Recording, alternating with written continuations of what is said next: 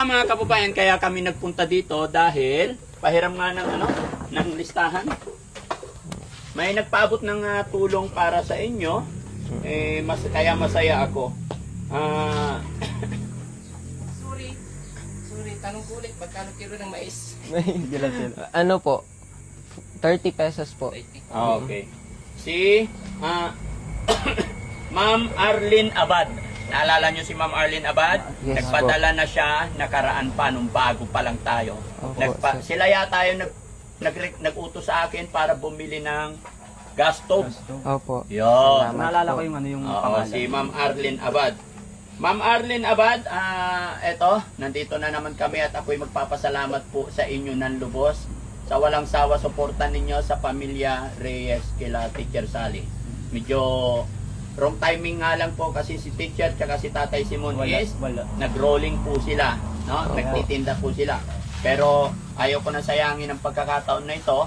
Mapapanood naman ni Teacher at anak din naman nila to. Kaya ibibigay ko na po yung tulong pinansyal na pinapaabot nyo sa pamilya. Babasahin ko lang po yung message ni Ma'am Arlene Abad. Ayan.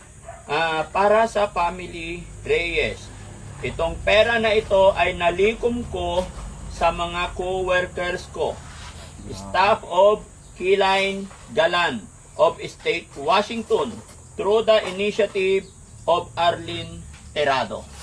No? Yan po yung mensaheng binigay sa amin. Ay binabasa ko lang at lahat po ng request or kagustuhan ng mga butihin nating sponsor, yung share rin naman ng aking sinusunod. Sila po ay nagpadala ng 30,000 pesos. Opo. Malaki! Sobrang laki, no? Ang saya na naman ni Alpolivic, no? Sabi niya, narinig niya yung 30,000, ang laki. Kaya Alpolivic, sana tulungan mo yung mga kapatid mo.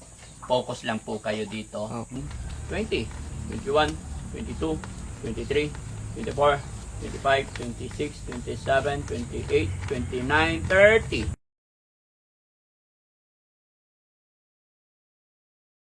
Maraming salamat po sa mga tumulong, lalong-lalo na kay Ma'am Arlene, tapos kay Daddy Frankie at yung mga kasama nyo po, Ma'am Arlene. Na ako din, sa nararamdaman ko, isipat at buong katawan ko, na lubusan din ako nagpapasalamat sa simula ng day 1 kay si Kuya Sting na Barangay Tanod, sa asawa ni Kagawa Jennifer na may single na dahilan na nakapunta kay Daddy Frankie.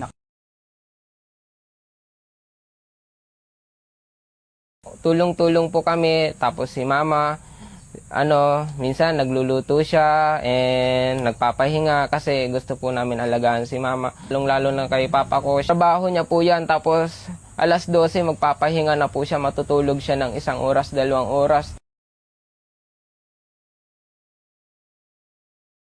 No? Na tuloy-tuloy, huwag natin pakasayangin itong mga opportunity, mga ibinibigay, at higit sa lahat, wag po natin pababayaan si Teacher, si Tatay. No? Priority namin. So marami naman na tayong natanggap na blessing, kaya wag na yung pababayaan yung nanay nyo. Kasi once na napabayaan nyo yung nanay nyo, simula na naman na magka-problema ang family nyo.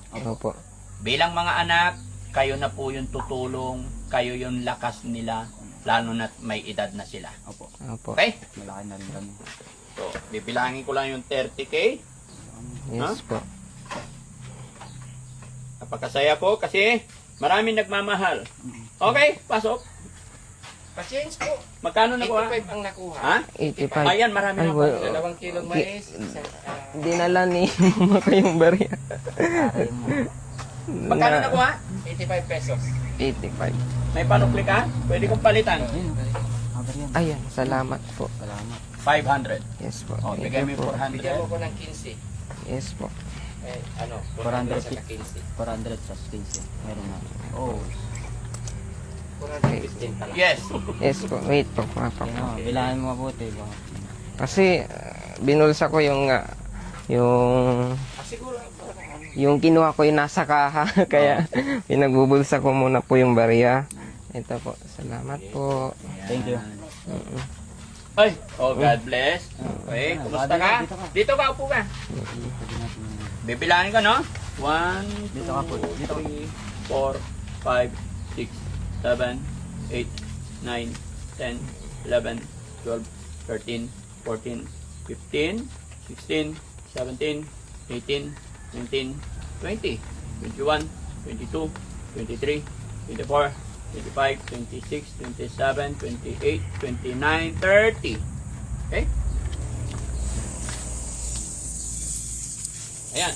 Yan, Paul. Narinig mo ba yung usapan? Yung sponsor natin, si Ma'am Arlene Abad, nagbigay po siya sa inyong pamilya ng 30,000 pesos para sa family niyo po, no? So, lahat kayo po ito. Walang binanggit basta family Reyes. Yes Kaya po. sana iabot nyo na lang sa inyong nanay, tatay. Mabibigla sila kapag nalaman nila yan. Bakit? Yes po. Kasi di nila alam Na, yan. Sasabi ko. nasabi ko na po. Ay, nasabi mo na. Nasabi. Na ano?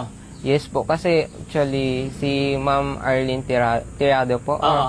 ano po, nakwento niya na rin po yung buhay niya. Kaya nung narinig ko po iyan, parang natouch lang ako kanina kasi yung kwento ng buhay nila is mas matindi pa po sa amin, kaya ganun po siya. So, nakakausap nyo pala sila? Yes po. Okay, very Ang una niya pong nalapitan si Kuya Aljon, nakaraan pa po. Tapos nung sumunod, parang sinubukan ni Ma'am Arlene na lumapit din po sa akin. So, yun, very good. nakausap ko po siya. Tapos nalaman ko rin yung istorya ng buhay niya, kung paano siya nagsumikap, nakapunta sa US, ayun po. Yung pagsusumikap niya is, ayun, itinulong niya din po sa ibang tao. Parang, sabi ko na, ganito magmahal si Ma'am, lalo na yung, yun, basta, wala po akong masabi. Oo. Simpleng buhay, tumutulong sa iba. Yes po. Ganun dapat. Ganun talaga dapat tayo. Pagka binibless tayo, nagsishare tayo. Kaya saludo po ako sa iyo, Ma'am Arlene Abad. Maraming salamat sa pagmamahal ninyo sa pamilyang ito. Talagang hindi matawaran yung aking pasalamat at ako'y natutuwa talaga na may isang kagaya ninyo. Sana dumami pa po ang kagaya ninyo dahil ito'y napakalaking bagay, napakalaking halaga talaga ninyo para sa pamilya. Makakatulong to pambili ng gamot, pambili ng mga pangangailangan nila rito sa bahay, pandagdag puhunan pati. No? So, okay, bilangin ko para sa'yo. So, magawa ka na yan. Ako na mula. 1, 2, 3, 4, 5, 6, 7, 8, 9, 10, 11, 12, 13, 14, 15, 16, 17, 18, 19, 20, 21, 22, 23, 24, 25, 26, 27, 28, 29, 30. 1, 2, 3, 4, 5, 6, 7, 8, 9, 10, 11, 12, 13, 14, 15, 16, 17, 18, 19, 20, 21, 22, 23, 24, 25, 26, 27, 28, 29, 60. 60? Yes po, 60 po. So, equivalent 30,000 pesos. Yes po. Okay? Tama? So, ano Tama masasabi mo kay Ma'am Arlene? Salamat tayo. Maraming salamat po sa mga tumulong, lalong-lalo na kay Ma'am Arlene, tapos kay Daddy Frankie at yung mga kasama nyo po, Ma'am Arlene, na nandyan sa US. Lubos po ako nagpapasalamat sa inyo dahil itong binigay nyo pong tulong sa akin is makakatulong sa magulang ko, sa kapatid ko, kuya ko, at sa sarili ko, lalo na sa pag-aaral ko at sa groceryhan po namin sa pagtitinda. Makakadagdag puhunan po ito. Lubos po ako nagpapasalamat sa inyo ng sobra. Walang sawang pasasalamat. Sana'y pagpalain pa po kayo ng Panginoon at gabayan pa po kayo palagi sa inyong lalakaran. Sana'y itong binigay nyo pong tulong sa amin is balang araw ay makatulong din po sa iba. Yun lamang po. Maraming salamat. Si Polivic naman. Yun ako din, sa nararamdaman ko, isipat at buong katawan ko, na lubusan din ako nagpapasalamat sa simula ng day 1 kay si Kuya Sting na barangay tanod, sa asawa ni Kagawad Jennifer na may single na dahilan na nakapunta kay Daddy Frankie, nakalapit kay Daddy Frankie ng unang punta nila, di sila nag-success. Pangalawang punta nila, nag-success silang i-approach si Daddy Frankie at ang team. At si Daddy Frankie din, kasama ang team niya. Yung mga sumusuporta kay Daddy Frankie na nag-abot ng tulong sa amin na dumadang kay Daddy Frankie na pinagkakatiwala nyo kay Daddy Frankie is malaking bagay yun. Nagpapasalamat ako sa lahat ng supporters ni Daddy Frankie, sumusubaybay kay Daddy Frankie sa amin. Lubos ako nagpapasalamat. Simula ng day 1 si Daddy Frankie, nung una, nakita nyo naman, hindi kami okay. Dahil sa nabuong paniniwala ko, nabuo sa pag-iisip ko, puso ko, buong katawan ko. Pero hindi sumuko si Daddy Frankie at nagpapasalamat ako. At ito, okay na po ako. Salamat sa inyong lahat, di kayo sumuko sa akin, sa pamilya ko. Ito, sobrang salamat. Oh, nang galing. Yun naman po talaga ang layunin ng Team Daddy Frankie. Unawain, gabayan. No? Yun po ang lagi kong sinasabi. Ano man ang kahinaan, pagkukulang, andito tayo parati para umunawa, umintindi. No? Si John Paul naman, John Paul, yumayaman na kayo. Anong masasabi mo? Sobrang papasalamat po ako na sobrang dahil po makakatulong na rin po sa pag-aaral naming tatlo, pati na rin kay Kuya Aljun, papadalhin na lang po namin ng pera pang aral niya rin po.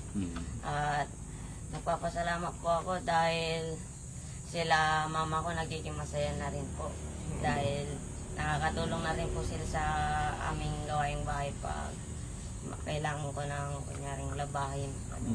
Sila na rin po gumagawa. Very good. Basta magkaisa kayo, tulong-tulong tayo, ano? Yes po. Ayan. And, Kaya, may sasabihin po ako. Yung request ni Ma'am Arlene Tirado po, salamat po dito sa pera kasi may pang-check up na po kami kay Papa at makapag-take na rin po siya ng tamang gamot. Kasi yung pinagdaraanan po ni Papa ko is sobra-sobra. Magigising po siya ng alas 3, sasamahan ko siya mamalingkin ng bayan, tapos uwi kami ng bahay, mag-aayos kami ng paninda nila Kuyal, tsaka si Paul. Tulong-tulong po kami, tapos si Mama, minsan nagluluto siya and nagpapahinga kasi gusto po namin alagaan si Mama. Yun, pagsusumikap po ng aming pamilya, lalong-lalo na kay Papa ko, siya yung naglilid sa siya yung tahanan, siya yung ilaw sa tahanan po namin. Ang pahinga niya po, magmula alas 3 hanggang alas 11. Trabaho niya po yan, tapos alas 12 magpapahinga na po siya, matutulog siya ng 1 oras, 2 oras. Tapos yun, hindi mo makikita na nahihirapan na siya. Pero alam ko sa isipan ko na hirap na siya, lalo't na sa kondisyon niya. Kaya lubos po ako nagpapasalamat dahil tinulungan niyo po yung papa ko na, ayun po, gusto niyo po siyang ipagamot. Kaya maraming salamat po. Sana'y gabayan pa po kayo ng Panginoon at lalong-lalo na sa mga ibang manonood na sumusuporta. Yun po. Thank you. Once again po, Ma'am Arlene Abad and Company, maraming salamat po. Salamat talaga sa pagmamahal ninyo sa pamilya na nila RJ, no? Ayan, at syempre, shoutout ko rin po si Doc Dennis Romulo. Ayan, alam ko lagi siyang nanonood at talagang napamahal din siya sa pamilyang ito. Doc Dennis Romulo, maraming salamat. Saludo po ako sa iyo. Hindi lang po sa kanila, lahat po ng taong nagpaabot ng tulong pinansyal, pagmamahal sa pamilyang ito. Lahat ng sumusuporta, sana hindi kayo magsawa, suportahan pa natin sila hanggang sa makabangon sila. At alam ko naman na konting push na lang, makakamit nyo na yun. Kaya kailangan pakaingatan ninyo yung tatay at nanay ninyo. Okay? So yun mga kababayan, mga kabarangay, maraming salamat. May pupuntahan pa ang Team Daddy Frankie. At once again po kay Ma'am Arlene Abad, pasensya na po kung hindi agad-agad namin na ibibigay. Gawa po ng napakarami talaga naming misyon ginagawa. Pero gaya nating sinabi, lahat po na nagbigay, basta may resibo po, ipapakita nyo lang sa amin. Kasi minsan pag dumating dyan, hinihintay namin na mag-email kayo, mag-message kayo. Saka namin maibibigay. Hindi agad-agad kasi sinisigurado namin. Iniiwasan po kasi namin na may dumating dito and then mamadaliin naming ibigay. Tapos mamaya iba pala nang galing. Kaya kinaklaro namin. Pero wag po kayong mag-alala, lahat po ng inyong tulong pinansyal para sa ating mga beneficiary, sabihin nyo lang kung para kanino, include ninyo po yung resibo, makakarating at makakarating.